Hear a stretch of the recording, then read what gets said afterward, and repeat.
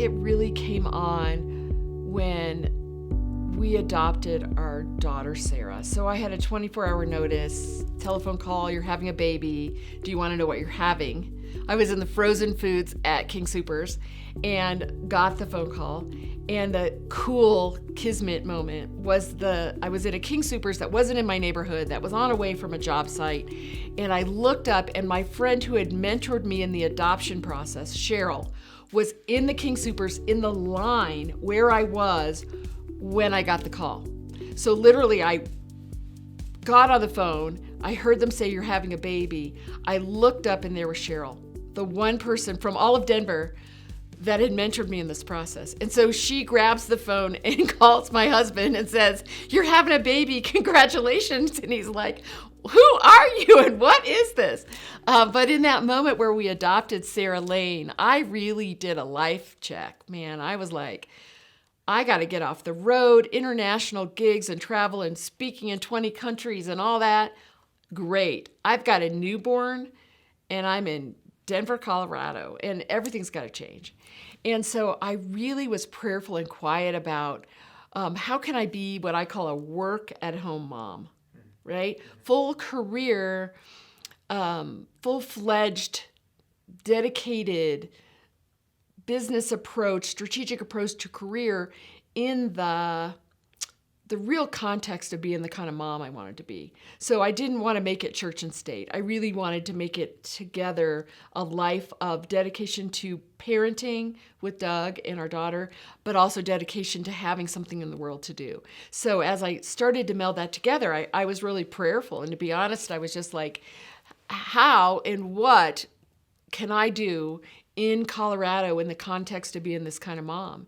And I heard that wee small voice that just said, camp, experience, camp, experience, camp. It's a place for women to experience the deeper bonds of friendship and relationship that I so had valued in my own life and loved building.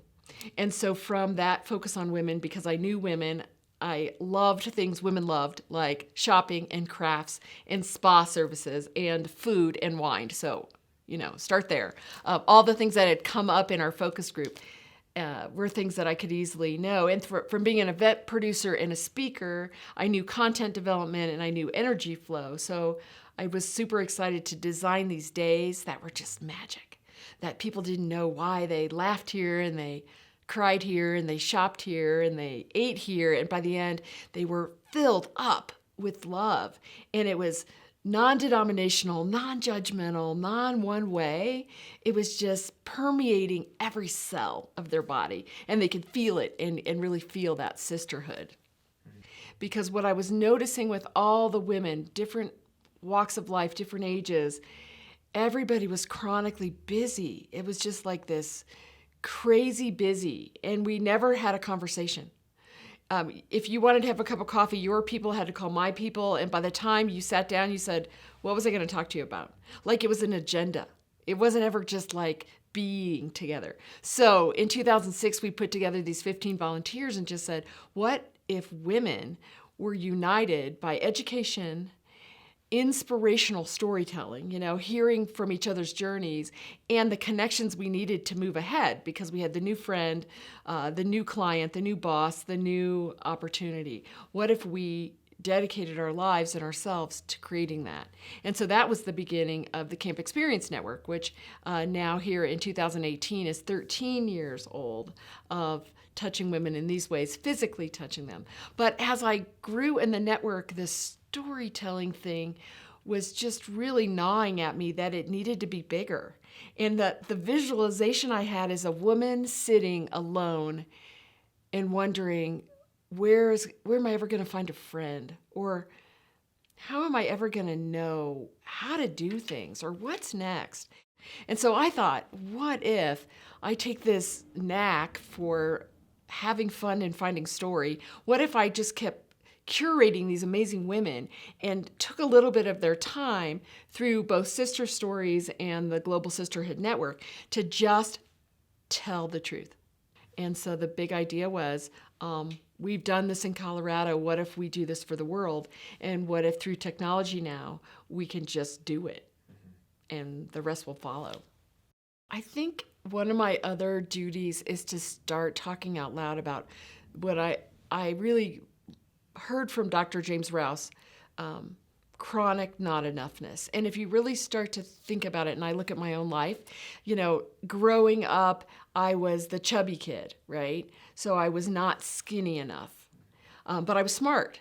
So I was smart enough, so then I became the kid that couldn't be beautiful because I was going to be smart. So smart was my thing, so I really separated. My sister was beautiful and not smart, and I was smart and not beautiful, which is insane and crazy, and took us a long time to wake up and be old and think about that. But, I took that role. So I was not, my body shape didn't look like the Barbie doll that I was playing with, right?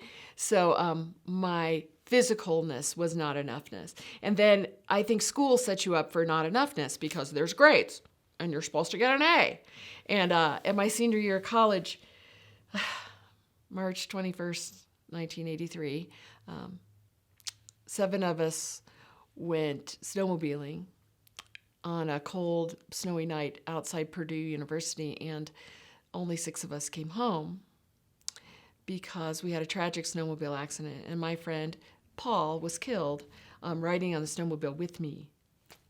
And I woke up after 21 days in intensive care and looked at the Stray Cats poster on the ceiling, which tells you it was 1983, that somebody had put on the ceiling to decorate my room for when I woke up out of this incredible coma. And I said, what happened? And where's Paul?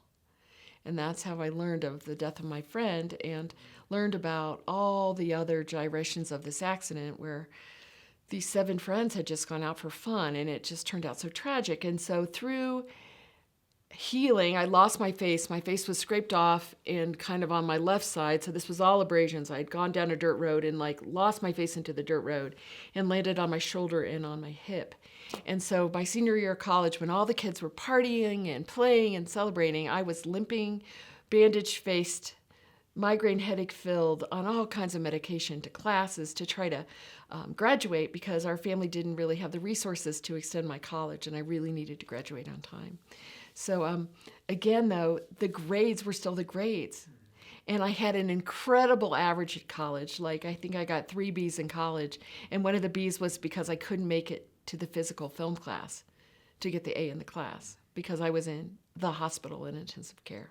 So again, back to society, no matter what the circumstance, it's not enough to score on your grades. Even if you're mostly dead and you're in the hospital, too bad, so sad, you have to score on a system called grades. So I think, not enoughness in physical shape, not enoughness in the scoring system of college, and then you get into the world. And as an entrepreneur, I'm only limited by me.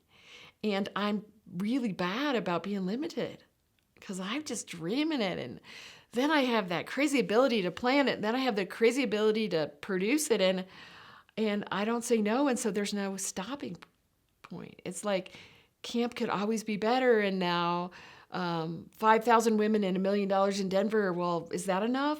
So what about helping the world of women? Is that enough? And so I think it's always a journey of all of us looking for what is that voice and when is it going to say it's enough? And I think that in me, an insightful incident was getting shingles to try to say, do I have your attention, Betsy?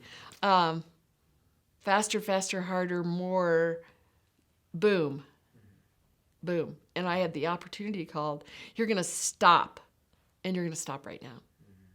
So I think all it did for me is, number one, really put my physicality in play, that my brain and my heart and my soul and my service of God and the world just doesn't want to end, but my physical body can only do so much. And then enoughness is like the journey. So yeah, it's enough. For some people, it would be enough just to stop and never take a risk and do whatever they do. For me, I just keep believing there's a purpose for the next. And so now I have to balance self-care and self-love and some of those things with my yearning on what else could be cool and big. I think what I'm discovering, the thread that has gone through my path, is the story. If I look back at every piece to my puzzle from the high school organizing the float, it was about translating the story of our junior year into a three-dimensional moving object, and of course all the parties that we had to have to do the float. So it was always organizing the fun that ended up having some kind of meaning, some kind of charitable thing, some kind of sell Girl Scout cookies or celebrate the high school. I was like the kid that was getting people to like me because I was so much fun. And I think that was covering up that I was thinking, well, they might not like me for something else, so I'm going to be the fun one. I'm going to be the fun organizer. And I think it started as a kid that's where I was comfortable showing up.